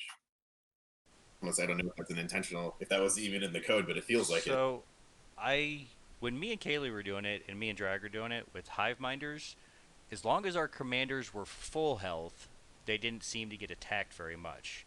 If they happened to run a pass where they got hit really hard and reached like below 50% shields, it seemed like the shacks went hardcore at them. So I think there's a mechanic based on health a unit has, and it will focus that unit down to try and get rid of it. So yeah, I don't want to give anything away under the hood, but PK is on the right track. Yeah, PK's right. When a unit reaches, from my experience, when a unit reaches a certain threshold, like below 50%, then Shack tries to jump and focus on it. Because I noticed that the few times my super commander died when I was trying to learn how to Shack, it usually died at the end because it had high regen, so it doesn't reach the shield threshold. But the one I fought Shack the other day, and like 10 bandits jumped onto my super commander, and I didn't notice, didn't pay attention.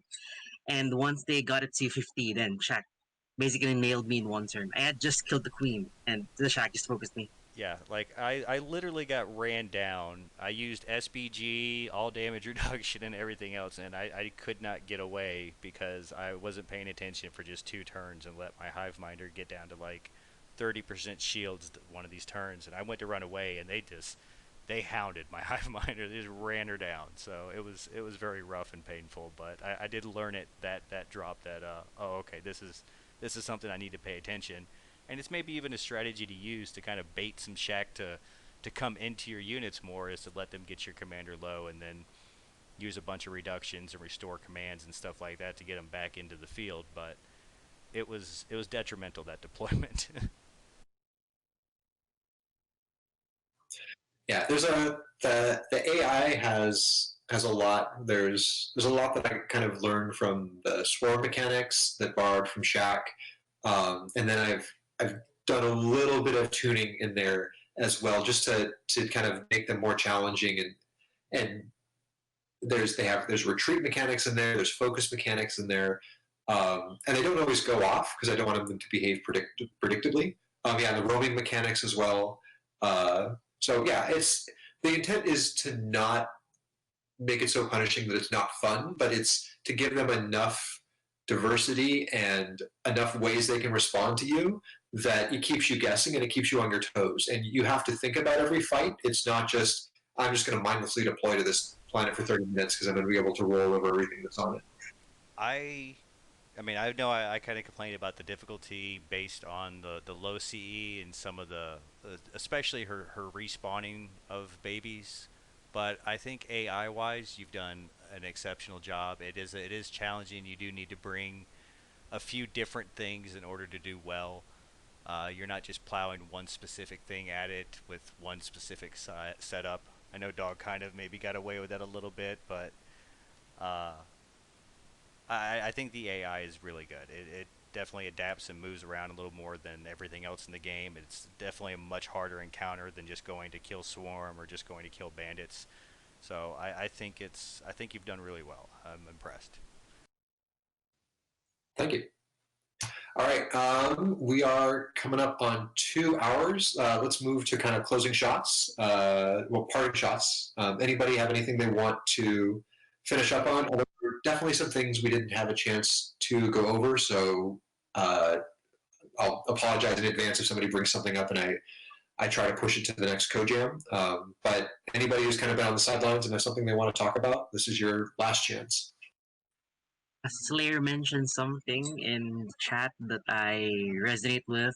We're getting all of these nice A1 toys to tinker with, but right now there isn't a planet or arena or whatever that A1 could flex their muscles. That's what he's saying. Although I do say that with the incoming Super Commander buffs and the last few deployments I've had in Aldous, the A1 feels really comfy nowadays. But aside from Super Commander fights, I would really like, as Slayer mentioned, to have some sort of Zedus A1 planet to come back. I wouldn't mind. Sorry. Well, I've seen posts about that.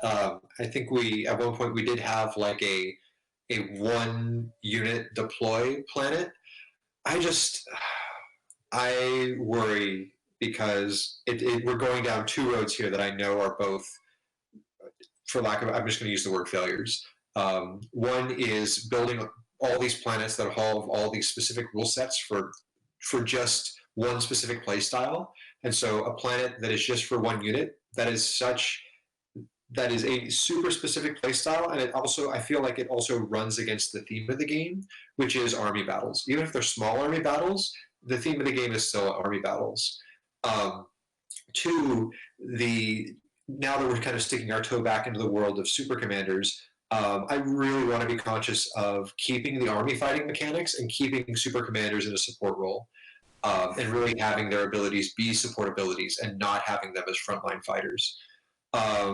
Maybe there's a compromise here if there was an arena. Maybe I spin up or maybe automatically, maybe on Saturday the game spins up a King of the Hill arena, and it's got $100 tiny award on it, and it just spins up every Saturday for 1 hour.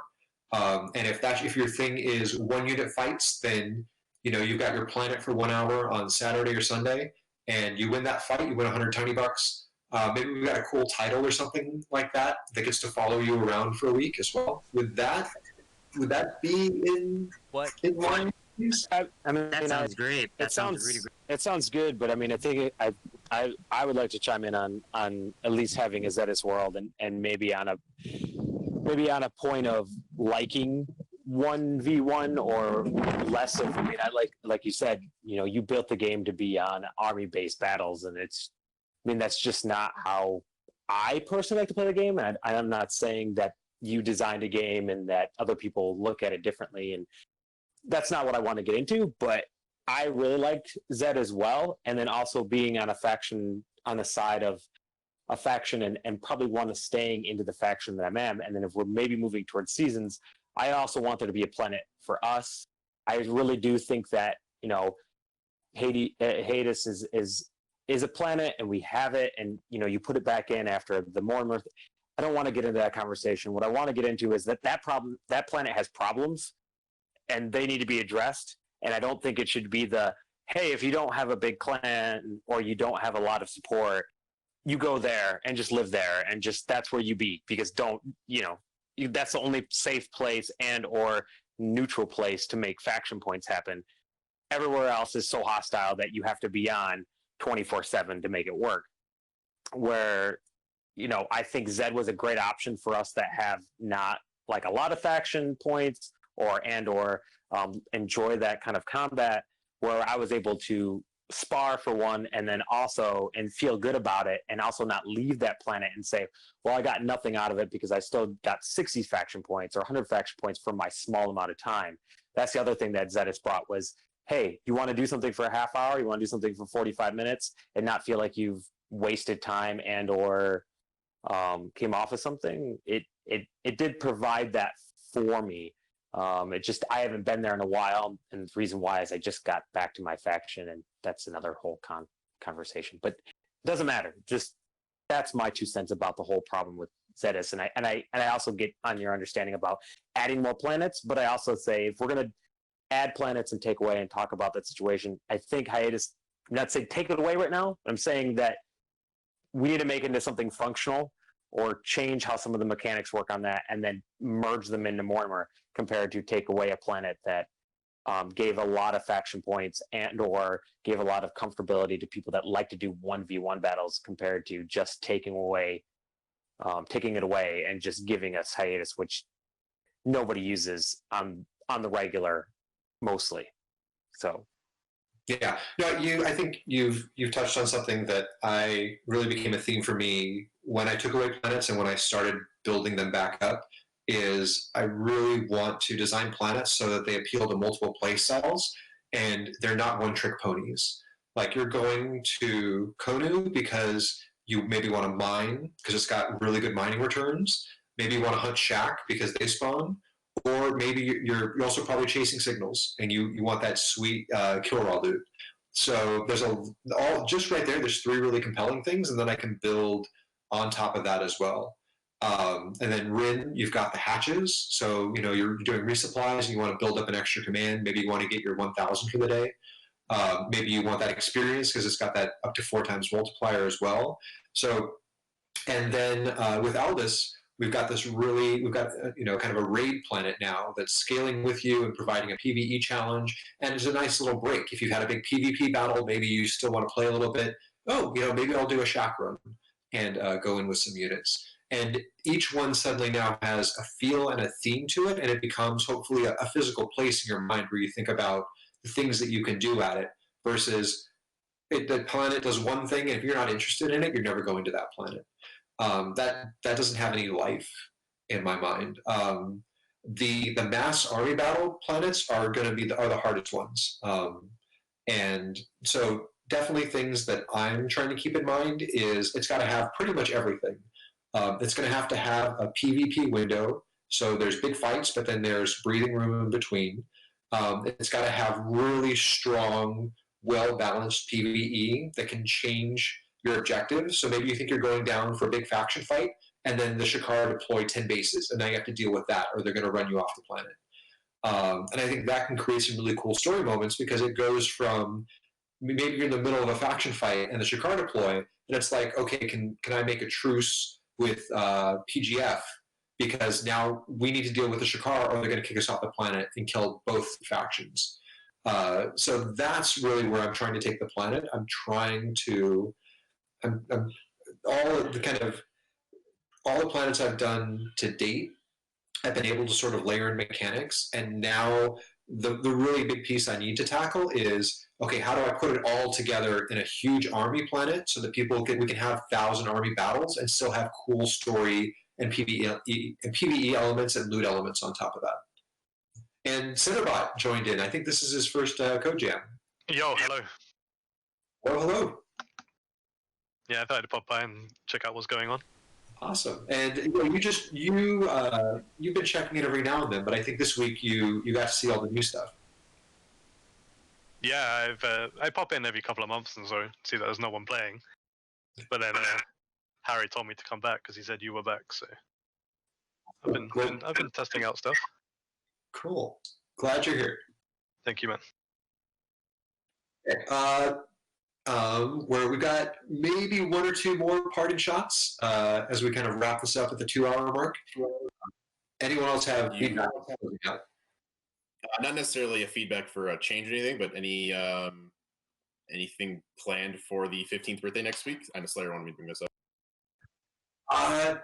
That's really tricky. There's a couple of ideas. I hope they work out. My time is already so constricted, and there's things that I'm trying to build in the game. I'd hate to throw time at a one-off that just kind of falls over. I was thinking at the very least maybe doing some fun arenas. I do feel like if I do an arena, I need to code up CE minimums, because otherwise there are ways you can cheese some of the win mechanics. If you just drop a very low amount of CE and get lucky with a kill or something like that, then you just win the arena. If it's like a percentage arena. What if you just added, like, as far as the 15th birthday, you just added a random crew that has like a random birthday merit or something, you know? Like, it doesn't have to be anything fancy. It doesn't actually have to be anything super beneficial to anybody or anything like that. But let's say while looting or salvaging or gaining a merit or killing something, you have a chance of getting just this one-off, doesn't really have to do anything item. It's just like a cosmetic, hey, this thing's kind of cool and fun. I'm down with that too. I was gonna say 1+ on things in the game that people can covet that they don't covet anymore. Just like I think I said in the chat a while ago, like unique crew names used to be something that we all loved because, you know, you would only get them from special things or special events, and now that's, you know, doesn't matter anymore. And same thing with like bombs, when me and Bat had D-variant bombs and nobody else did from certain situations. You know, that luster is gone compared to, I would think that'd be really cool. It could be worthless. It could be totally worthless in game, but it's something that personally I feel like a lot of us loved having. Yeah, it could be birthday, 15th anniversary or 15th Annie or birthday variant units that, you know, when they get a kill, it says you got slayed by the anniversary, or, you know, welcome to a decade and a half, or, you know, whatever, you know, just some random stuff. Yeah, it really depends on how much time I have. I'll definitely try to put something cheesy in at the very least. Merits are super tricky because there's no code for me to, like, if I put something in, if I put a merit in and take it off, all the code's going to break because it's going to rely on that merit being there. And I don't have any way of saying, okay, you can't get this merit anymore. And there are so many different avenues for merits, especially with power-ups. I'm going to miss one, and then the merit's going to sneak back in. So the merit system needs a bit of a rework anyway, but it's a difficult avenue for this just because of how it's built right now. Well, I'm good with a birthday tuned unit. You know, all it says is birthday for its variants. Maybe gives you all the variants like a Madre unit or something, but just birthday is the variant combo it has. Okay, yeah, we could do something fun like that. Yeah, especially now. I'm in the middle of one project, and then we've got the super commander thing as well. But I am promising to make some time to try to do something, even if it's cheesy, for the birthday, because it's, I don't know, it's especially it's so cool to see people online and playing and having a good time. Yeah, 15 years. Like someone made a comment that they played this game where they were 13 years old, and now they're in their late 20s. What are they doing on this website?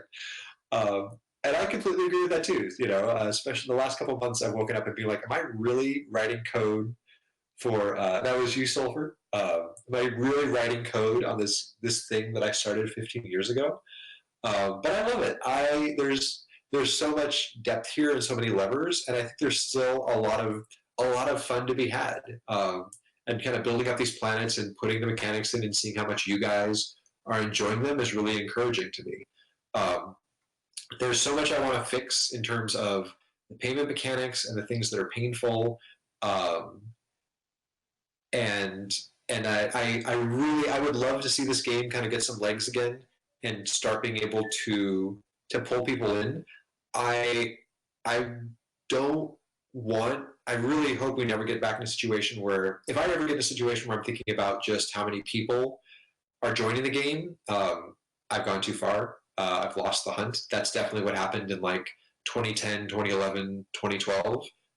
It wasn't about the game anymore. It was just about getting bodies in the door and managing an ad budget. And I burned out. I think a lot of people burned out. I watched a lot of people rage quit. I watched a lot of people like use the mechanics of the game to make sure they could never play the game anymore. And I respect that, because I think that reflects a passion that people had, and their passion burned out and my passion burned out. And so in many ways, I'm grateful for this second run where we get to kind of see how far this goes. And I just want to ride with it. I want to do this as long as it's fun and compelling, and hopefully there's a similar feeling with all of you. So yeah, definitely want to celebrate 15 years. It's a big achievement. I agree. You're gonna send personalized birthday cakes to all of our houses, right? Boost your address in the chat, and we'll get right on that. Yeah, I'll get you the whole thing. All right. We're at 2 hours. I want to thank everyone for showing up. This was a lot of fun. I really enjoy these. I hope you do too. I know I ramble. Hopefully we stay somewhat on topic and keep it somewhat relevant. I'm looking forward to the mod rebalance conversation next week. That's going to be cool. I'm working on the last of the first passes of tweaks to commander units. I'm doing something a little extra special for the static jammer. It's getting 2 insector bonuses. It might be OP, but I'm just going to throw it out there and we'll see if it sticks. And I just want to see him out there. I feel like I've never seen somebody deploy a static jammer in a fight, if not for the lulz. And I want to see him used seriously. So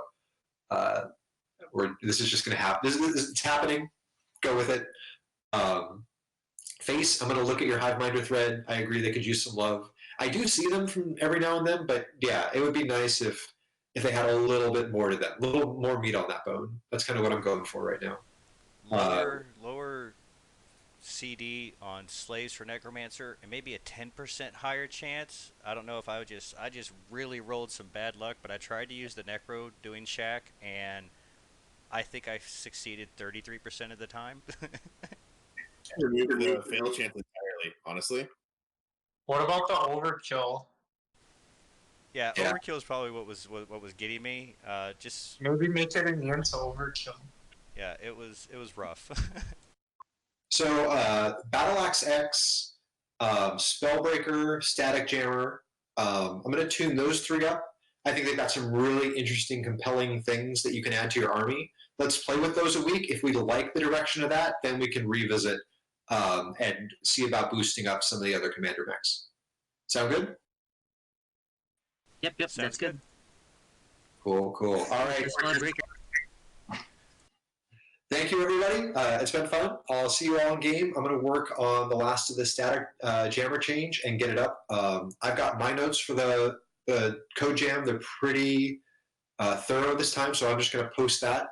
And then I assume we have a recording of that. Please let me know, and I'll get that all set up and linked as well. I know a lot of people listen to it after the fact. Yeah, we are recording. We're at right at 2 hours just now, so I'll get that edited up and then uploaded. Perfect. All right. Thanks, everybody. It's been fun. See you, folks. Appreciate it, Frizz. Have a good one. Thank you. Thanks, man.